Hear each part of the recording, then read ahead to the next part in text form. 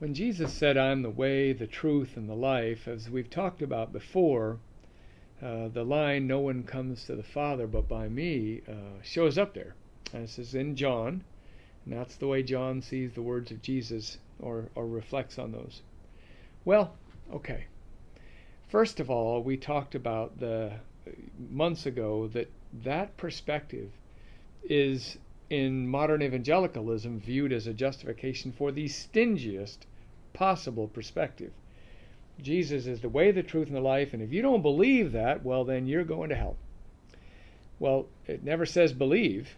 It says, "I'm the way, the truth, and the life, and no one comes to the Father but by me." But that is the best, most optimistic, positive statement you'll ever read if you read it the way I believe it was meant, which is to say that Jesus is the one standing at the door waiting to let people in, seeking to let people in, wanting to let people in, bending the rules to let people in, because Jesus is God's love in the world.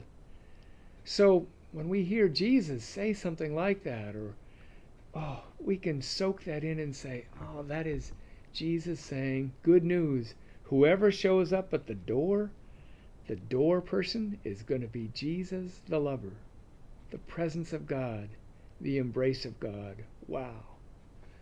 But P.S., notice that he says he's the truth.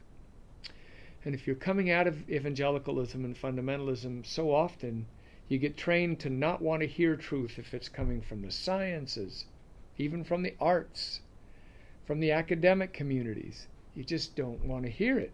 So, for example, climate change can't be there because why? All the science points to it firmly, absolutely. Or an ancient earth. We can't believe in that. Why? The passage in Genesis used to try to argue for a young earth is just, it's not even an argument for geology of any kind.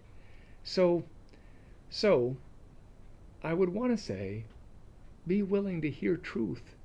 Be hungry, because where you find truth, you find God.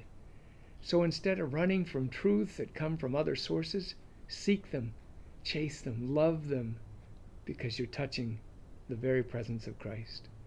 So friends, as you move out of evangelicalism and fundamentalism, move into a living, breathing, loving, joyful faith.